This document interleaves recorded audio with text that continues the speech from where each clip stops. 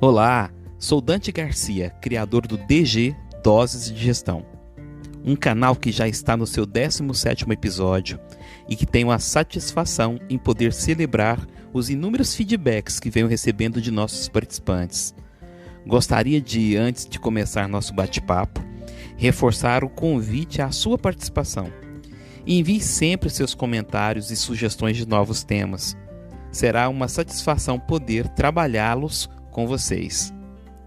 Hoje, quero tratar de um tema que acho muito pertinente para quem exerce função de liderança ou gestão e que, frequentemente, lida com o que chamo de cadência de decisões.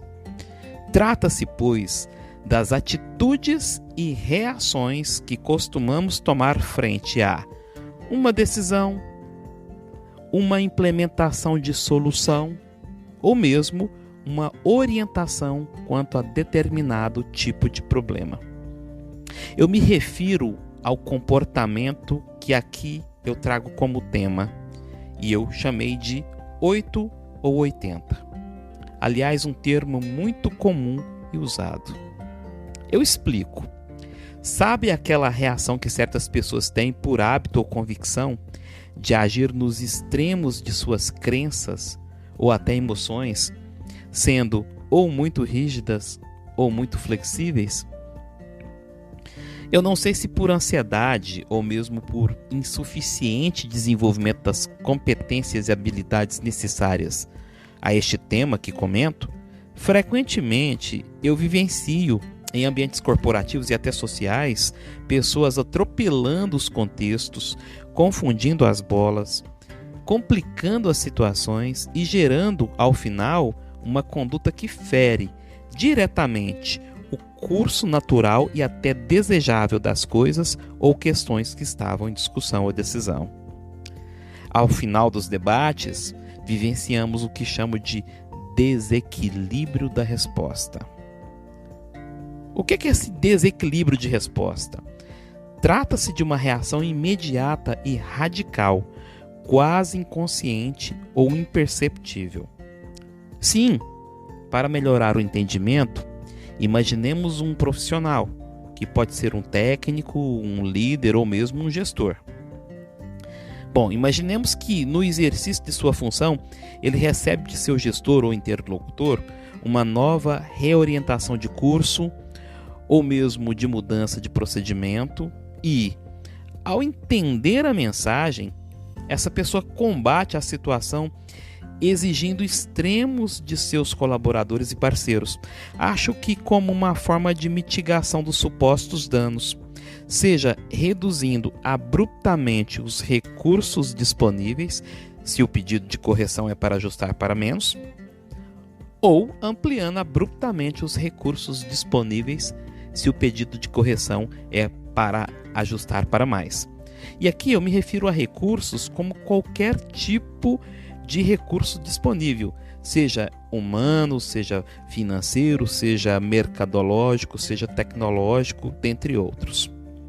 Bem, em meu entendimento, líderes e gestores precisam de equilíbrio para lidar com situações. As atitudes e comportamentos do chamado 880 é uma demonstração ou de imaturidade ou de inabilidade, em minha visão. Que, aliás, quero deixar muito claro que os nossos episódios são sempre pautados por buscas, pesquisas, opiniões, mas expressam a minha opinião acerca dos temas, ok? Bom, essa situação do 8 ou 80 costuma gerar nos times, nas equipes, algumas situações, algumas reações. E aqui eu quero citar algumas. Primeiramente, eu quero falar sobre a geração de dúvidas e incertezas. Quando você passa a ter uma atitude que vai para os extremos, você acaba causando no time uma situação de dúvida. O time passa a não mais ter clareza de qual é o decurso natural daquela escolha, daquela decisão ou daquela mudança, né? Também gera-se insegurança. Por que insegurança?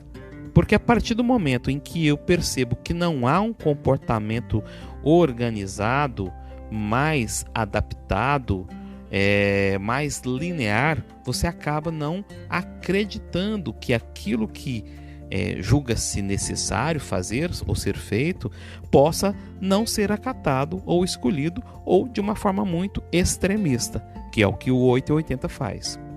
Também gera descrédito, que é uma consequência dessas dúvidas e incertezas da insegurança. Quer dizer, os times passam a não mais acreditar, porque sempre que ocorrer uma situação dessas, né, já se espera uma atitude que vai ser extrema. E aí a equipe passa a não dar crédito àquela pessoa que geralmente é um líder ou um gestor. Também gera desestabilização da estratégia do negócio. Olha que coisa importante, né?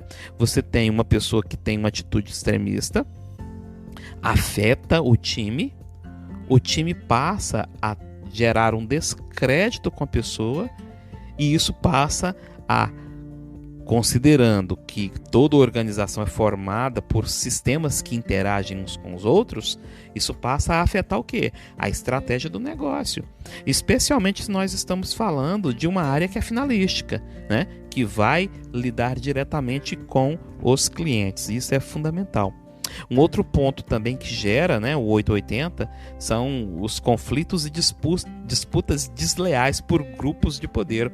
Ou seja, pessoas que estão geralmente posicionadas em favor desse 880 acabam usando dessa situação, seja navegando nos extremos, oportunizando aquilo que são metas específicas daquele grupo, ou mesmo incitando essa pessoa a ter uma atitude extremista para favorecer determinado tipo de grupo dentro das organizações. E isso é muito sério. Bem, Dante, você trouxe a crítica, você fez os comentários sobre o que o 880 causa nos times. Mas o que nós temos que fazer? Eu trago aqui também algumas reflexões importantes sobre o que nós podemos fazer para enfrentar esse 880. A primeira questão que eu trago é cultivar o equilíbrio, né? A palavra que vai traduzir bem essa situação extrema é exatamente a busca do equilíbrio. É a saída dos extremos para se encontrar naquilo que é razoável, aquilo que atende às necessidades e expectativas do time. Um outro ponto é reduzir a ansiedade no processo de compreensão da demanda, da mudança da situação. E isso é importante para aquela pessoa que é 880.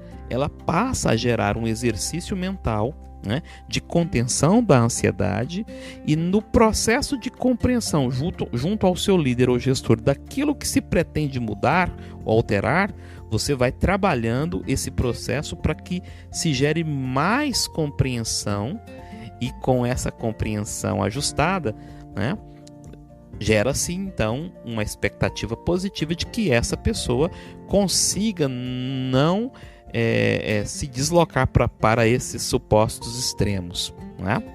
Também um outro ponto é dialogar com o gestor sobre as posições e alternativas e checar com feedbacks constantes as perspectivas e consequências dos cenários. Ou seja, é importante que, uma vez que você compreendeu a mensagem daquela mudança ou daquela tomada de decisão, é que se faça uma checagem junto ao gestor, junto a quem demanda essa situação, no sentido de alinhar as expectativas daquilo que você vai tomar como atitude dentro de cada cenário. De repente, com um bom feedback, né? Nesse momento você consegue exatamente ajustar se aquilo que você tomaria como certo não é um exagero ou um extremo para quem demandou, né? Aqui é importante fazer um destaque, né, sobre feedbacks. Feedbacks são situações que devem ocorrer o tempo todo, frequentemente. Feedback não é algo que só se tem no fim da linha. Feedback é algo que acontece diariamente nas relações, né? Portanto, eu defendo a tese de que feedback ele é tanto verbal como não verbal, né? Lembrem daquele livro que fala que o corpo ele fala. Portanto, é importante fazer essa checagem nessa relação aberta para se encontrar ou dosar as expectativas.